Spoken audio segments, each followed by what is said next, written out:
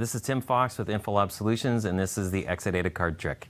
So what we're going to do is we're going to look at how an Oracle database on commodity hardware differs from an Oracle database running on Exadata.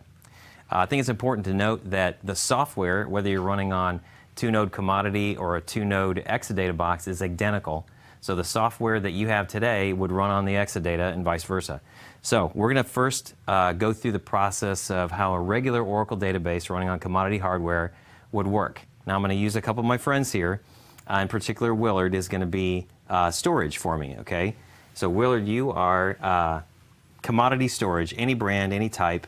As a matter of fact, whether we were talking about SQL Server, DB2, Oracle, doesn't matter because all the databases work the same.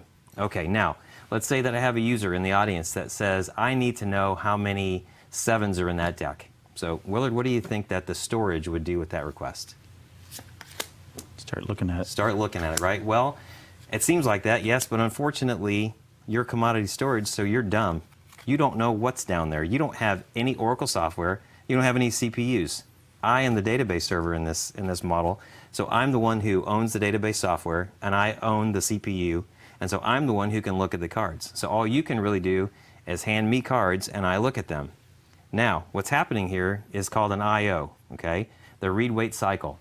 I ask storage for a block of data, I wait, and it hands me a block. Thank you, Willard. Now, as this data is coming back to me, I am the database server. I am marking these cards with a touch count of 0. Okay? The touch count of 0 means that any of these cards can be ejected from the buffer cache whenever I need it to, because they're not popular. Okay? Now, let me ask you a question. Hand me another card. As we're doing this, how many cards do you think I will get back before I know how many 7s there are? All of them. All of them. Correct answer. That's not often that I get the correct answer. That's called a full scan. So hand me another card.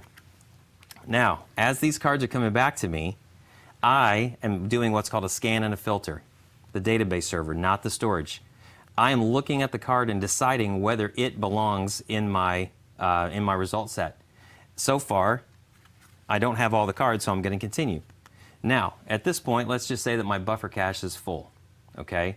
Now, as I take more cards from the storage, I, the database server, there's 1 7, I have to decide what to keep and what to throw away, which takes CPU and memory from the database server. So I drop one out. Hand me another card. Now my buffer cache is still full. So as I put one in, I have to take another one out.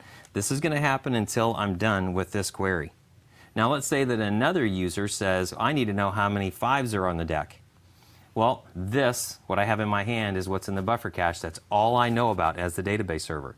So I will have to go back to storage on behalf of that second user and ask for all of this data again. Remember, these are just copies of data. The storage still has all the data. All I can fit in memory is what fits in my buffer cache. Now, let's say, we'll make things worse, let's say that another user figured out how to put a parallel hint in a query, and they say, let's do a parallel 24. Well, I have one CPU. Very powerful, but it's only got one. The database server is a little dumb too, and it'll say, okay, well, I'll go ahead and start 24 more processes to run that parallel query. Now I, the database server, have to switch between all those processes, including the first user who was looking for 7s, pulling data for everybody, and now what I have is called an I/O problem, and everybody with a big database has it. So, that makes sense? Storage, I/O problems? Mm-hmm. Okay.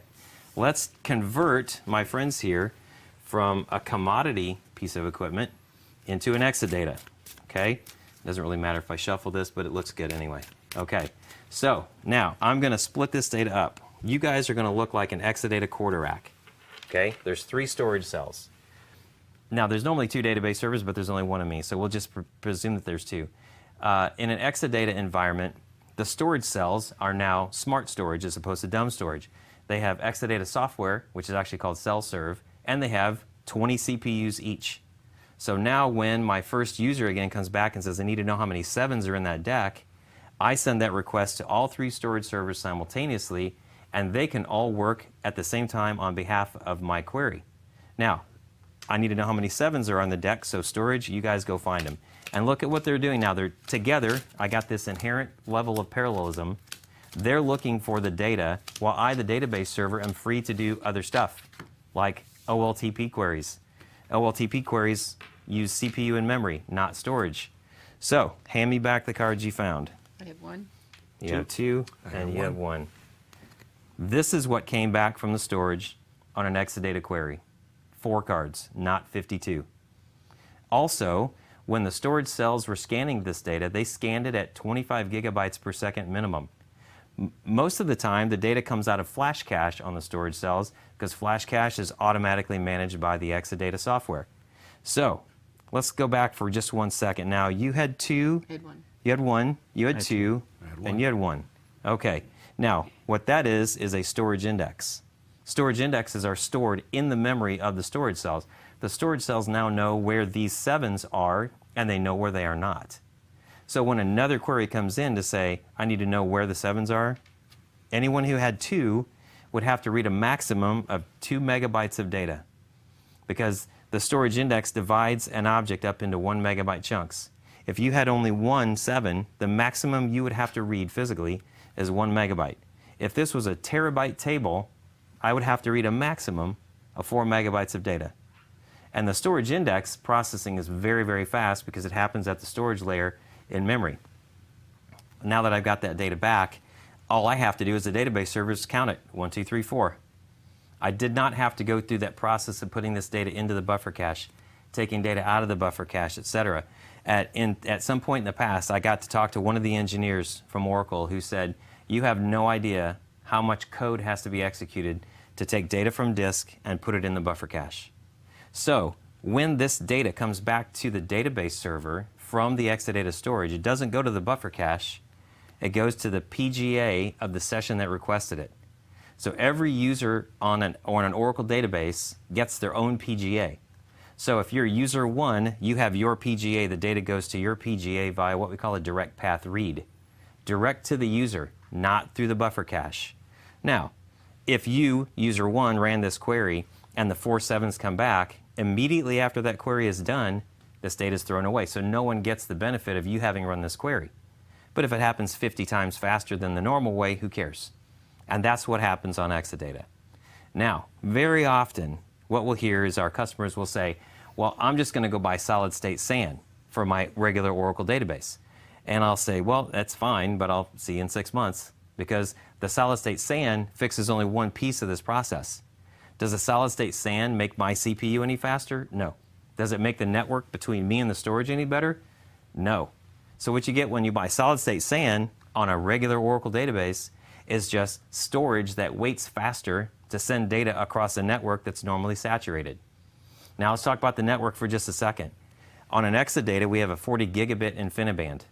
Typically, when it's just Willard and I in the standard configuration, maybe 16 gig fiber channel. Okay, now let's say you take a Ferrari and you put it on the 101 at 5 o'clock in the afternoon. Is it the Ferrari that makes you go slow? No, it's the network. Okay, let's say we take our highway and we expand it by, let's say, from 4 lanes to 40. Well, the network is going to fill up, right? It's easy to do that. It's easy to fill up the network on an Exadata. But if I could say I'm going to go from 4 lanes to 40, and I'm going to take 90% of the traffic off the network, now you got Exadata. Okay, so going to buy solid-state SAN definitely does not fix the I/O problem. It certainly speeds up the read of the data, but it doesn't help you with the network traffic. Okay, guys, thanks for helping. And from our perspective, anyone with more than 2 terabytes of data in an Oracle database can benefit from the Exadata platform. Please feel free to reach out to Infolob Solutions for more information.